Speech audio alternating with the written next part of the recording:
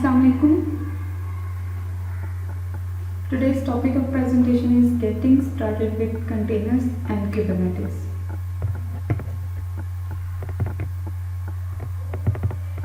App modernization. Monolithic architecture क्या होता है, माइक्रो सर्विस आर्किटेक्चर क्या होता है, मोनोलिथिक आर्किटेक्चर से हम माइक्रो सर्विसेज की तरफ क्यों आए, क्या रीजंस थी, वो हम देखते हैं। मोनोलिथिक आर्किटेक्चर में ये होता था कि हमारे पास सिंगल कोड बेस होती थी, उसी के अंदर हमारे पास सारी जो एप्लीकेशन की लाइब्रेरीज थी, उसकी डिफरेंट लेयर्स थी, उसके डिफरेंट कंपोनेंट्स थे, वो सारे हमारे पास एक ही कोड बेस के अंदर होते थे। वो सारे कंपोनेंट्स जो थे वो टाइटली कपल्ड होते थे।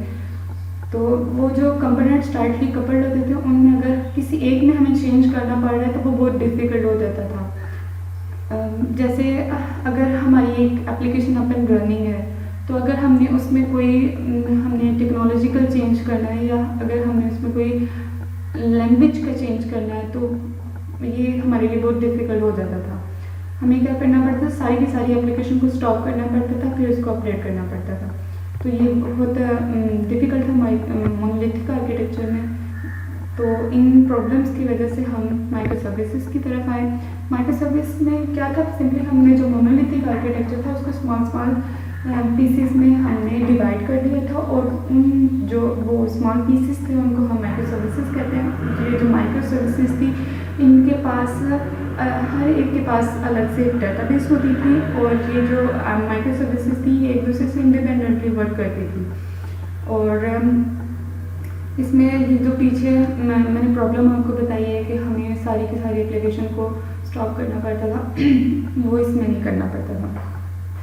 हम कोई भी लैंग्वेज चेंज कर सकते हैं, किसी एक कंपोनेंट में कोई टेक्नोलॉजिकल चेंज करना चाह रहे हैं या फिर हम कोई नया फीचर ऐड करना चाह रहे हैं तो दूसरी एप्लीकेशन के दूसरे कंपोनेंट पे कोई इफेक्ट नहीं था होता। नेक्स्ट हम देखते हैं क्या डिफरेंस है वर्चुअल मशीन्स में और कंटेनर्स में। वर्चुअल मशीन में ऐसा होता था कि हमारे पास एक ऑपरेटिंग सिस्टम होता था जो कि होस्ट ऑपरेटिंग सिस्टम होता था, उसके ऊपर हमारे पास हाइपरवाइजर की लेयर होती थी और उस हाइपरवाइजर की लेयर के ऊपर different guest operating system work कर रहे होते थे जो कि डिफरेंट एप्लीकेशन को रन करने के लिए रिक्वायर्ड होते थे। तो इससे भी पहले ये होता था कि हमारे पास एक एप्लीकेशन है तो उसके लिए हमें एक सर्वर परचेज करना पड़ रहा है और उस जिससे हमारे फॉर एग्जांपल हमारी एप्लीकेशन जो है वो जस्ट 2 GB उससे रिक्वायर्ड है तो सर्वर हमारे पास 6 GB का है तो वो जो बाकी की सारी स्टोरेज थी वो तो वेस्ट हो रही थी ना। तो ये इस चीज़ को हमने ओवरकम करने के लिए वर्चुअल मशीन्स पे वर्चुअल मशीन्स में हमने एक जो सर्वर पे डिफरेंट एप्लीकेशंस तो चला लें लेकिन वो जो उनके डिफरेंट ऑपरेटिंग सिस्टम थे वो हमारे लिए एक हेडेक थे। तो उसको ओवरकम करने के लिए हम कंटेनर्स में क्या होता था कि एक ही ऑपरेटिंग सिस्टम होता था, उसके ऊपर डिफरेंट जो हमारे कंटेनर्स थे वो रन हो रहे होते थे। कंटेनर्स के कुछ फीचर हैं इधर के कंटेनर लाइट वेट होते हैं, कंटेनर्स पोर्टेबल होते हैं, कंटेनर्स आइसोलेटेड होते हैं। तो कंटेनर्स लाइट वेट ऐसे होते हैं कि जैसे वर्चुअल मशीन में देखें तो हम मोनोलिथिक आर्किटेक्चर में अगर हम देखें तो पूरी की पूरी एप्लीकेशन हम एज अ होल डिप्लॉय कर रहे थे तो वो लाइट वेट नहीं थी। कंटेनर्स में क्या है कि हम डिफरेंट कंपोनेंट्स को डिप्लॉय कर रहे हैं, उस कंपोनेंट के अंदर जो उसे रन होने के लिए रिक्वायर्ड है जैसे वही चीज़ें, इसके अलावा वो कुछ नहीं है। तो इसलिए ये लाइट वेट है, पोर्टेबल है, किसी भी ऑपरेटिंग सिस्टम पर रन हो सकते हैं, आइसोलेटेड है, जो भी कंटेनर्स होते हैं वो आइसोलेटेड इन्वायरमेंट में रन हो रहे थे। फॉर एग्जांपल हमारे किसी कंटेनर को चाहिए मेमोरी चाहिए, उसे 2 KB चाहिए तो उसमें जो हमारी जो मशीन है फिजिकल मशीन उसकी मेमोरी के अंदर से उसे उतनी जगह अलॉट हो जाएगी कि इस कंटेनर के लिए ये उसका दूसरी एप्लीकेशन के कंपोनेंट से कोई लेना देना नहीं है, इसलिए वो आइसोलेटेड इन्वायरमेंट पर रन हो रहे थे। जब हम कंटेनर इकोसिस्टम की बात करते हैं तो इसका मतलब हम कंटेनर की भी बात कर रहे हैं, कंटेनर इमेजेस की भी बात कर रहे हैं, रन टाइम की भी कर रहे हैं, रजिस्ट्रीज की भी। कंटेनर क्या होता है, मैंने पहले बता दिया आपको कि कंटेनर जो है वो एक कोई भी हमारी एप्लीकेशन का कंपोनेंट हो सकता है जो कि इंडिपेंडेंटली रन करता है। और कंटेनर इमेज क्या होती है कि किसी भी कंटेनर को रन करने के लिए हमें जो चीज़ रिक्वायर्ड है, इमेजेस में क्या होता है कि हमारे पास सारी डिपेंडेंसीज होती हैं, वो सारे हमारे पास होती हैं और उसके अंदर सब कुछ डिफाइन होता है कि ये कंटेनर है, इस कंटेनर को रन करने के लिए हमें ये चीज़ें रिक्वायर्ड है। तो जो कंटेनर है वो इमेज का रनिंग इंस्टेंस है और इमेज को हम कह सकते हैं कि इमेज जो है stopped container. Container run time क्या होता है, जो हमारे कंटेनर को अप एंड रनिंग करता है, और कंटेनर रजिस्ट्रीज जहाँ पे कंटेनर की इमेजेस स्टोर्ड होती हैं। नेक्स्ट हम एक क्लास कैप लेते हैं और उसको कंटेनराइज करते हैं, फिर उसको हम कुबरनेटिस क्लस्टर पे डिप्लॉय करेंगे। तो मेरे पास लिनक्स इंस्टॉल नहीं है, तो मैं काटाकोटा पे इसकी प्रैक्टिस की है और इधर ही करवाऊंगी। ये हमने एक गिट रिपोजिटरी है, उसको क्लोन किया सिस्टम पे और इसकी एक डायरेक्टरी है K8 मीटअप गिट, इस पर हमने देखा है, इस पर गए और इसका कंटेंट ये हमारे पास सामने है। इसकी CD ऐप से हम ऐप डायरेक्टरी में चले जाएंगे, इसका कंटेंट रीड करते हैं। तो इसके अंदर हमारे पास ये 3 फाइल्स हैं, एक डॉकर फाइल है, एक app.py है और एक requirement.txt।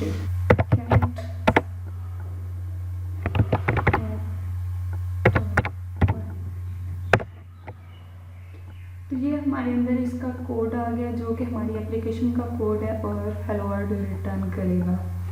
नेक्स्ट हम देखते हैं कि डॉकर फाइल के अंदर क्या है।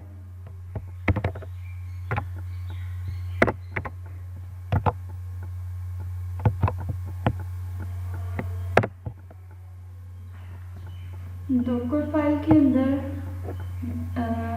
इसने पाइथन को इंपोर्ट किया है।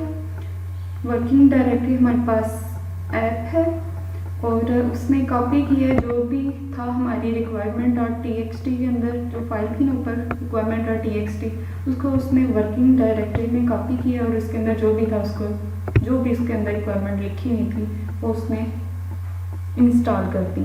और ये जो एप्लीकेशन है पोर्ट 500 पे एक्सपोज होगी और ये इसकी स्टार्टअप कमांड है। ये हमारे पास डॉकर फाइल आ गई। हाँ, इससे अब हम जनरेट करेंगे इमेज।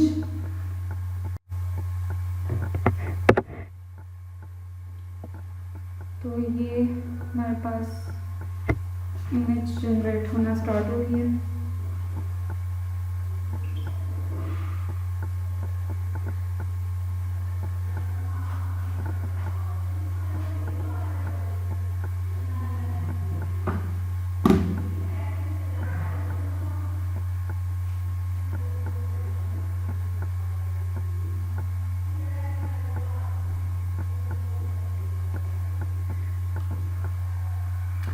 Successfully build. आगे ये जो इसने स्ट्रिंग प्रिंट की है ये हमारी जो इमेज है इसकी आईडी है और ये इसका टैग है क्लास डेमो जो हमने ऊपर। ये डॉकर रन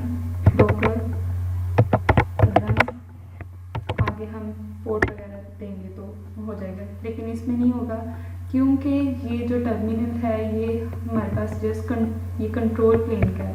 तो कंट्रोल प्लेन के अंदर कंटेनर्स रन नहीं होते, कंटेनर्स वर्कर नोड के अंदर रन होते हैं। तो इधर ये कमांड जो है वो रन नहीं होगी। तो वैसे आपको पता तो है डॉकर रन की कमांड से हमारे पास इसके आगे हम पोर्ट नंबर असाइन करते हैं और इमेज का नेम लिखते हैं तो हमारे पास वो आ जाती है, कंटेनर बिल्ड हो जाता है। नेक्स्ट अब हम देखते हैं, ये सारे स्टेप्स हमने परफॉर्म कर लिए हैं। नेक्स्ट, अगर हमारे पास वर्चुअल मशीन है और उस पर hundreds thousands of containers run कर रहे हैं तो हम कैसे उसको डिप्लॉय करेंगे, कैसे उसको स्केल अप करेंगे, कैसे रिस्टार्ट करेंगे, तो ये सारी चीज़ें कैसे हम करेंगे। इस सारी चीज़ों को मैनेज करने के लिए हमने ऑटोमेट करने के लिए हमारे लिए एक प्रॉब्लम थी और इसको हमने रिजॉल्व करना है। तो उसके लिए हमारे पास कुबरनेटिस क्लस्टर सॉरी आर्किटेक्चर वो आया। वो आर्किटेक्चर में क्या था कि ये हमारे पास क्लाइंट सर्वर बेस्ड आर्किटेक्चर है। इसमें क्या होता है कि जो यूज़र है वो रिक्वेस्ट सेंड करेगा, वो कंट्रोल प्लेन के अंदर जाएगी, तो हमारे पास कंट्रोल प्लेन है, इसके अंदर जाएगी और ये कंट्रोल प्लेन आगे अपनी वर्किंग नोड्स के साथ कम्युनिकेट करेगा और हमें जो उससे रिस्पॉन्स लेके आगे यूज़र तक पहुँचाएगा। तो इसके डिफरेंट कंपोनेंट्स हैं वो देखते हैं। कंट्रोल प्लेन जो है इसके अंडर मल्टीपल क्लस्टर्स हो सकते हैं और ये क्लस्टर के ऊपर डिफरेंट फंक्शनैलिटी परफॉर्म करता है। और ये कंट्रोल प्लेन जो है ये तो या तो एक नोड पे भी कंसिस्ट कर रहा होता है या फिर अवेलेबिलिटी को हम अगर देखें तो अगर मल्टीपल नोड्स को हम मास्टर नोड बना दे तो फिर वो अवेलेबिलिटी हमारे पास हाई हो जाती है। तो ये एक भी हो सकती है, दो भी हो सकती हैं। दो से नोड से मिलके भी हमारे पास कंट्रोल प्लेन बन सकता है, एक से भी बन सकता है। इसके डिफरेंट कंपोनेंट है। सबसे पहले ETCD को देख लेते हैं। ETCD क्या करता है कि स्टोर करता है हमारे पास एड्रेसेस, वर्कर नोड के एड्रेसेस। जितनी भी हमारी एप्लीकेशन जो वर्कर नोड पर डिप्लॉय होती हैं उसकी सारी डिटेल्स की वैल्यू पेयर्स में ये अपने पास स्टोर करता है। फॉर एग्जांपल कोई भी यूज़र है, उसे किसी पर्टिकुलर एप्लीकेशन की एक्सेस चाहिए तो वो कंट्रोल प्लेन को बोलेगा कि ये वाली एप्लीकेशन की मुझे एक्सेस चाहिए। तो कंट्रोल प्लेन क्या करेगा, अपने ETCD कंपोनेंट से पूछेगा कि ये एप्लीकेशन किस वर्कर नोड पर डिप्लॉय है। फिर ETCD उसको बताएगा, उस इंफॉर्मेशन के थ्रू वो अपने दूसरे कंपोनेंट्स को बोलेगा कि इस वर्कर नोड से ये वाली एप्लीकेशन का रिस्पांस लेके मुझे सेंड करो। फिर वो रिस्पांस उन कंपोनेंट से लेके आगे यूज़र को जो भी रिक्वेस्ट आई होगी उसको आगे से रिस्पॉन्ड करेगा। नेक्स्ट हमारे पास स्केजुलर आ जाता है। स्केजुलर क्या करता है, ये चेक करता है कि जो एप्लीकेशन कुबरनेटिस क्लस्टर पे डिप्लॉय होने के लिए आई है उसकी जो रिक्वायरमेंट्स है वो मेरे किस वर्कर नोड की कॉन्फ़िगरेशन के साथ मैच कर रही है। फॉर एग्जांपल कोई एप्लीकेशन है उसे ज़्यादा मेमोरी चाहिए तो उसे हम कम मेमोरी वाले वर्कर नोड पे डिप्लॉय करते हैं तो वो स्मूथली रन नहीं कर सकेगी। तो इसलिए वो फिर पहले चेक करता है कि कहाँ पे ये कॉन्फ़िगरेशन मैच कर रही है, मैं इस नोड पे इसको डिप्लॉय करूँ। नेक्स्ट हमारे पास API सर्वर आ जाता है। API सर्वर क्या करता है कि ये जब यूज़र कोई रिक्वेस्ट करता है तो ये फिर कम्युनिकेट करता है वर्कर नोड के साथ। कंट्रोलर है अपने API सर्वर के थ्रू दूसरे ये वर्कर नोड्स के साथ कम्युनिकेट करता है। कंट्रोल प्लेन के सारे कंपोनेंट्स हो गए। नेक्स्ट हम देखते हैं कि ये जो हमारे वर्कर नोड्स हैं इसके कंपोनेंट्स क्या काम करते हैं। ये हमारे पास एक वर्कर नोड है, इसके ऊपर डिफरेंट कंटेनर्स रन हो रहे हैं और इसके अंदर डिफरेंट पॉड्स हैं, पॉड्स के अंदर कंटेनर है। इसका सबसे पहले कंपोनेंट है क्यूब प्रॉक्सी। ये समझ लें कि एक ब्रिज है एप्लीकेशन के डिफरेंट कंपोनेंट्स के दरमियान।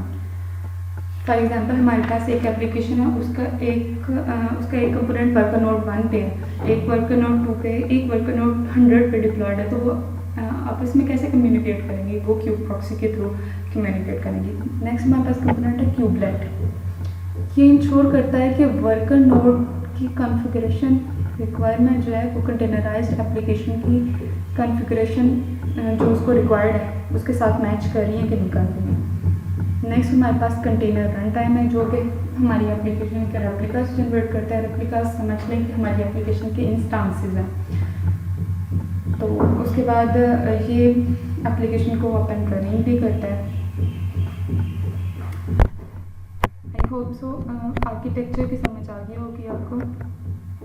नेक्स्ट हमें देखना है कि हम कुबरनेटिस क्लस्टर के साथ कैसे इंटरेक्ट करते हैं। तो उसके लिए हमारे पास डिफरेंट APIs भी हैं। उसके अलावा हमारे पास kubectl की कमांड है, मतलब कंट्रोल प्लेन के साथ जैसे हम इंटरेक्ट कर रहे हैं। ये पीछे जो हम काटा पे काम कर रहे थे, इधर हम अब kubectl की कमांड्स रन करेंगे और अपने कुबरनेटिस क्लस्टर के साथ कम्युनिकेट करेंगे। ये आगे उसमें उसकी कॉन्फ़िगरेशन की कुछ बताई हुई है। नेक्स्ट ये हमारे पास kubectl की कुछ कमांड्स हैं, ये हम आगे रन करते हैं तो आपको समझ आ जाएगी। नेम स्पेसेस ये समझ लीजिए एक क्लस्टर है हमारे पास, तो उसको हमने सेगमेंट करना है किसी क्लस्टर को, तो उसके लिए नेम स्पेसेस रिक्वायर्ड होती हैं।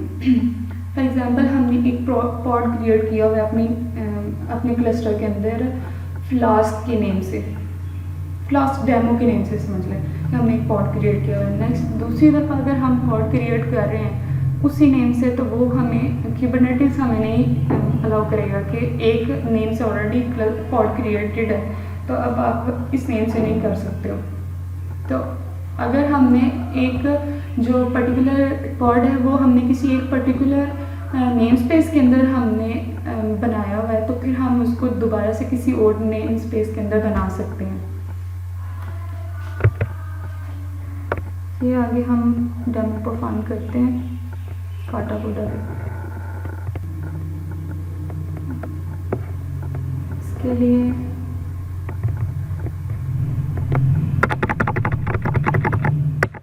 अब हमें 2 स्टेप्स बैक जाना पड़ेगा।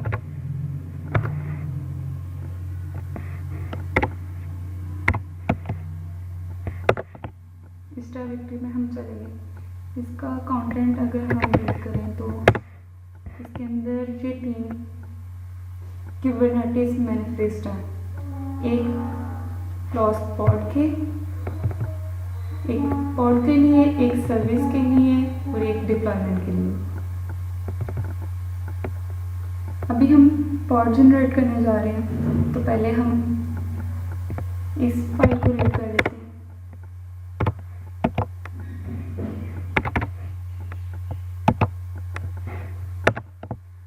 इसके अंदर उसने हमें बताया हुआ है कि API वर्जन क्या है, काइंड ऑफ रिसोर्स क्या है, पॉड जनरेट कर रहे हैं तो पॉड लिखेंगे, सर्विस जनरेट कर रहे हैं तो सर्विस लिखेंगे, डिप्लॉयमेंट जनरेट कर रहे हैं तो डिप्लॉयमेंट लिखेंगे। इसके मेटाडाटा के अंदर जो भी हम रिसोर्स जनरेट कर रहे होते हैं उसका नेम हम लिखेंगे, उसका लेबल हम लिखेंगे, जो कि हमारे केस में फ्लास्क पॉड है और फ्लास्क हेलो वर्ल्ड है लेबल। इसकी स्पेसिफिकेशन में हम कंटेनर का नेम बताएंगे और कंटेनर की इमेज बताएंगे और साथ बताएंगे कि ये किस पोर्ट पे एक्सपोज होगा। अब हमने इस मैनिफेस्ट से हमने एक पॉड जनरेट करना है। उसके लिए बताया था कैसे जनरेट करना है। kubectl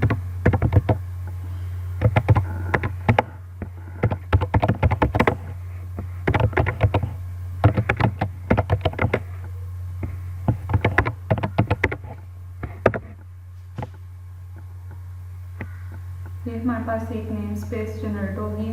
अब इसके अंदर हम एक पॉड जनरेट करते हैं।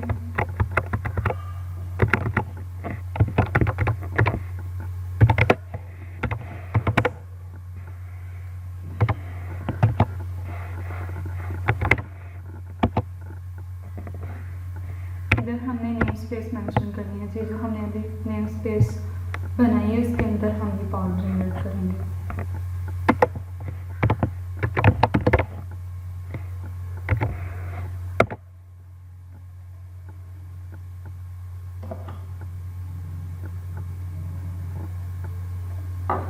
इसने हमें शो कर दिया फ्लास्क पॉड क्रिएटेड। अब हम चेक करते हैं कि ये मतलब जितने भी हमारे सिस्टम के अंदर पॉड जनरेटेड है उसकी लिस्ट अगर हमने देखनी है तो उसके लिए हमारे पास कमांड है kubectl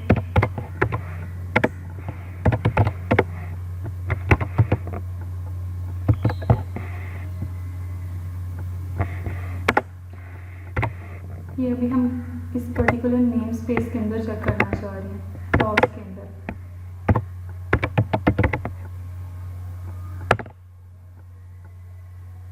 ये जो हमारी पर्टिकुलर नेम स्पेस है इसके अंदर अभी हमने जस्ट एक पॉड जनरेट किया है, तो वो एक शो हो रहा है, उसका स्टेटस अभी कंटेनर इसका क्रिएट हो रहा है, इसकी एज 43 सेकेंड है।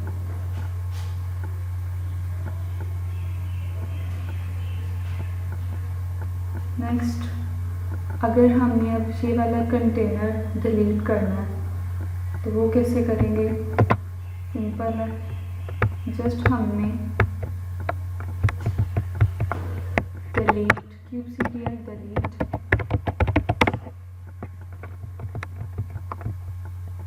आगे हमने उसका नेम देना है, जो भी हमने पॉड डिलीट करना है उसका नेम देना है।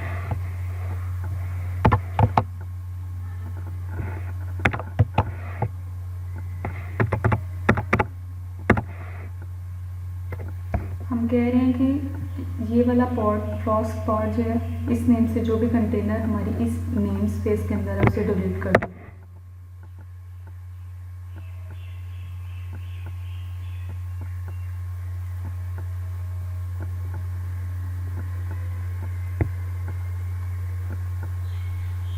सॉरी हमने इधर ये मेंशन नहीं किया,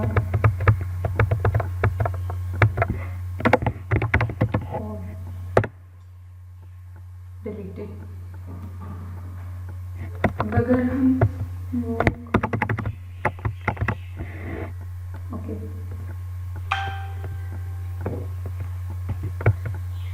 नेक्स्ट हम देखते हैं कुबरनेटिस ऑब्जेक्ट्स।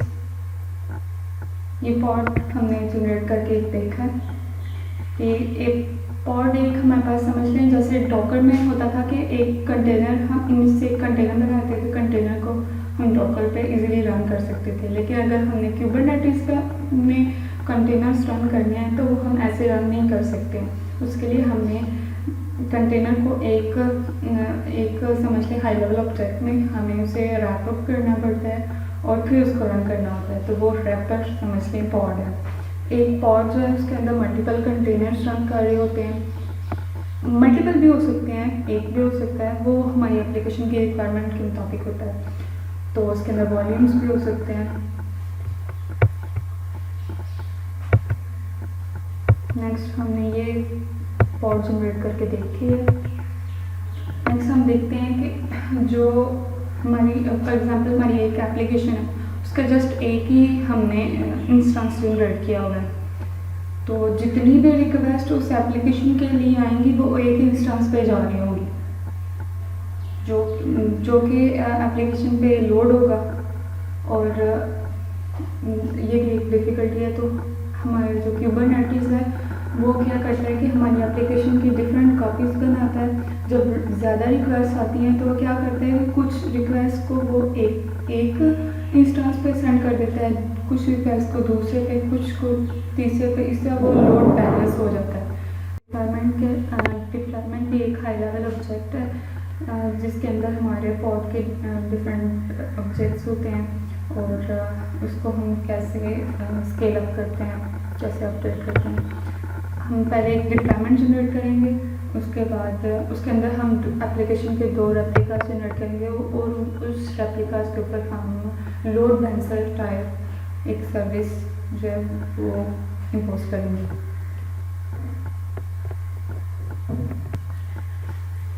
जो हमने पॉड एक क्रिएट किया था उसको हमने डिलीट भी कर दिया।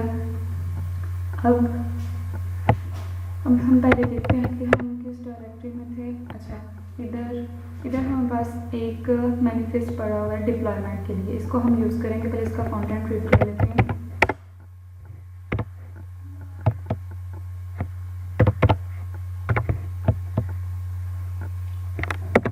इसके अंदर हमारे पास API वर्जन है, उसके बाद काइंड ऑफ रिसोर्स डिप्लॉयमेंट है और मेटा डेटा, जो कि हमने इस डिप्लॉयमेंट का नेम फ्लास्क डिप्लॉयमेंट रखा और लेबल इसका फ्लास्क हेलो वर्ल्ड है। स्पेसिफिकेशन में के अंदर हम कह रहे हैं कि जो भी हम इधर कंटेनर देंगे इसकी 2 तुमने कॉपीज जनरेट करनी है। और इसके बाद सिलेक्टर है फ्लास्क हेलो वर्ल्ड और इसके बाद हमारे अंदर हमने एक टेम्पलेट उसे दिया है और ये जो हमारे पास हमने नीचे इमेज दी है इसकी इस टेम्पलेट के अकॉर्डिंग उसने 2 कॉपीज जनरेट करनी है। और ये कंटेनर पोर्ट इधर हमारे पास 5000 है। तो हम इससे एक डिप्लॉयमेंट जनरेट करते हैं।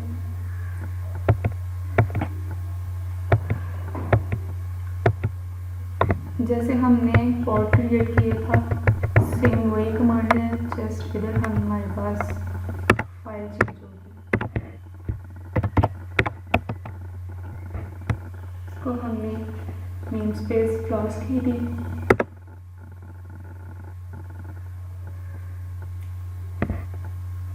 2 दफ़ा YAML लिखा गया जिस तरह से वो एरर दे रहा है।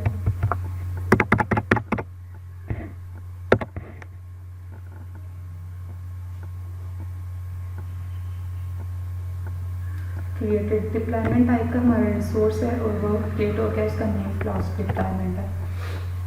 अब हम चेक करते हैं कि ये जो डिप्लॉयमेंट हमने जनरेट की है इसके अंदर कितनी कॉपीज हैं।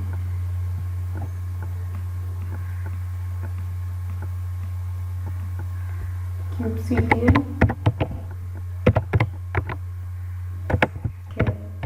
deploy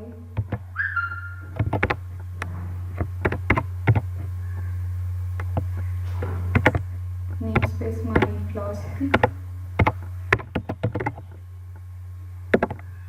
हमारे पास ये एक डिप्लॉयमेंट है जिसके अंदर 2 कॉपीज़ हैं, और जो 2 कॉपीज़ हैं वो दोनों अपडेट हैं, अवेलेबल हैं। अब हम इसके अंदर पॉड्स चेक कर लेते हैं कि इसमें कितने पॉड्स जनरेट किए हैं। 2 पॉड जनरेटेड हैं फ्लास्क नेम स्पेस के अंदर, जो कि हमने इसकी फाइल के अंदर बताए थे। नेक्स्ट ये जो हमारे पास ये डिप्लॉयमेंट है, इसके ऊपर हम लोड बैलेंसर टाइप सर्विस जो है वो क्रिएट करते हैं। तो उसके लिए भी हमारे पास डायरेक्टरी का कंटेंट देख लेते हैं। ये हमारे पास क्लॉज सर्विस के नाम से एक YAML मैनिफेस्ट पड़ा हुआ है, इसका कंटेंट देख लेते हैं।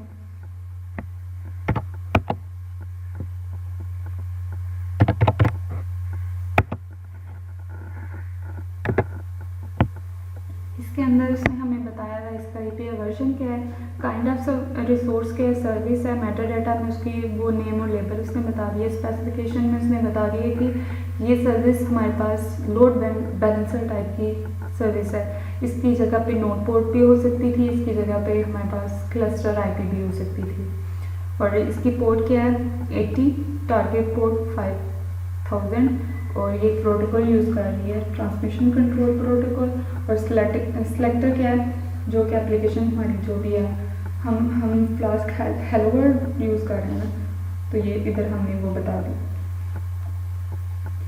नेक्स्ट अब हमने को सेम जैसे दूसरी वाली फाइल्स से हमने जनरेट की थी, पॉड भी जनरेट किया था, डिप्लॉयमेंट जनरेट की थी। इसी तरीके से अब हम सर्विस भी जनरेट करेंगे, इसी नेम स्पेस के अंदर जनरेट करेंगे।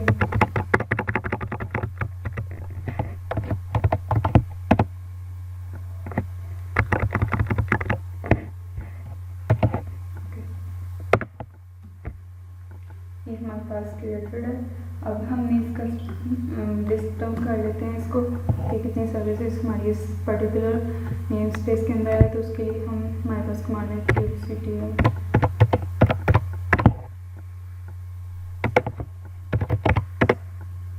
SVC भी हम लिख सकते हैं, सर्विस भी लिख सकते हैं, साथ हम नेम स्पेस डिफाइन कर देते हैं।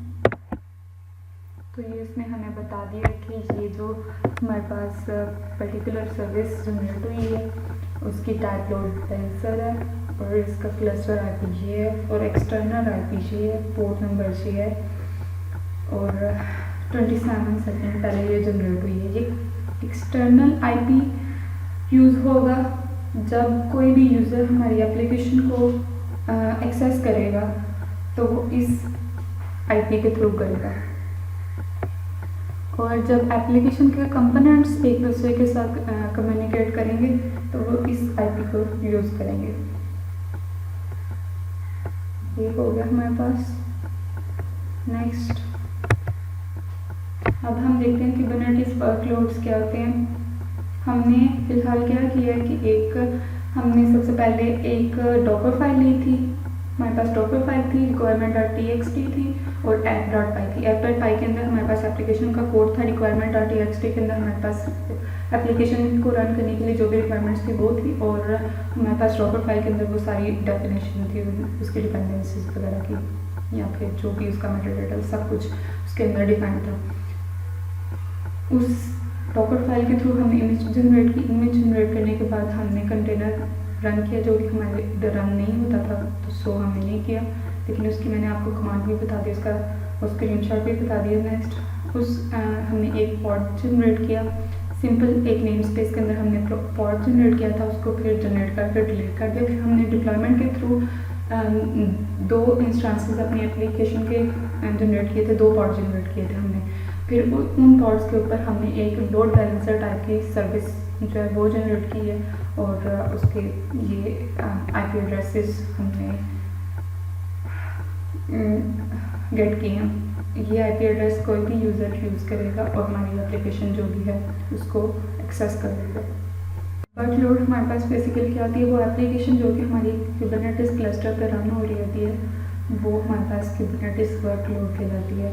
तो हम जो एप्लीकेशन है वो डिफरेंट फॉर्म्स में रन कर रहे होते हैं। हमारे पास डिप्लॉयमेंट्स होती हैं, रेप्लिका सेट होते हैं। डिप्लॉयमेंट्स के थ्रू हम पॉड जनरेट कर सकते हैं, रेप्लिका सेट के थ्रू हम ये तो हमारे मतलब आज की प्रेजेंटेशन में इंक्लूड नहीं था, लेकिन रेप्लिका सेट क्या होता है कि हम एक रेप्लिका सेट जनरेट करते हैं, उसके अंदर हम डिफाइन कर देते हैं कि जो पर्टिकुलर एप्लीकेशन हम डिप्लॉय कर रहे हैं हर वक्त इसकी, फॉर एग्जांपल मैं डिफाइन कर देती हूँ कि 5 कॉपीज़ मुझे चाहिए हर वक्त। तो रेप्लिका सेट क्या करेगा कि फॉर एग्जांपल मेरे एक पॉड के एक नोड जो है उसके अंदर मेरी एक ही एप्लीकेशन की 2 कॉपीज़ रन हो रही हैं, पॉड रन हो रही हैं। तो अगर वो फेल हो जाती है तो क्या बाकी मेरी एप्लीकेशन की 3 पॉड बच गए।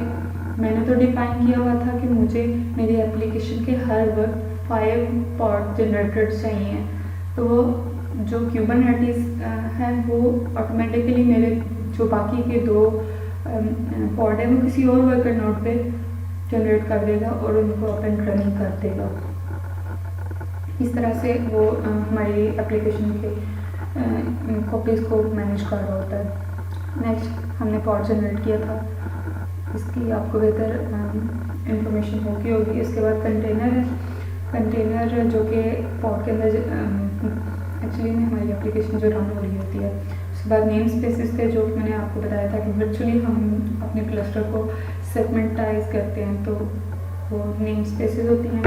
नेक्स्ट वॉल्यूम्स देख लेते हैं। वॉल्यूम्स क्या होता है कि हमारे जो एक कंटेनर होता है या फिर पॉड देख लें, तो जब तक वो चल रहा है उसके अंदर, उसके फाइल सिस्टम के अंदर अगर कुछ फाइल्स हम जनरेट करवा रहे हैं, फॉर एग्जांपल लॉग फाइल्स, वो तो रन टाइम पे जनरेट होती है ना, तो वो अगर हमारे पॉड के अंदर सेव हो रही है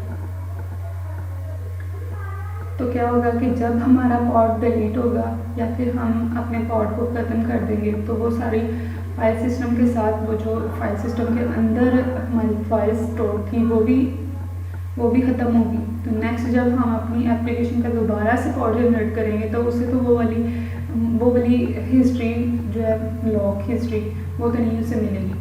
तो अगर हम चाहते हैं कि जो हमारी एप्लीकेशन का डाटा है वो परसिस्ट रहे, तो हम वॉल्यूम्स को यूज़ करते हैं, उनको हम परसिस्टेंट वॉल्यूम कहते हैं।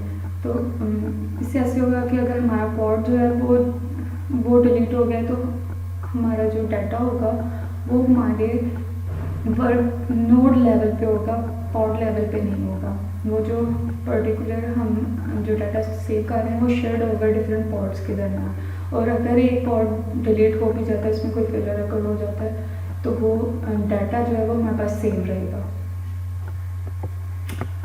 That's all from my side.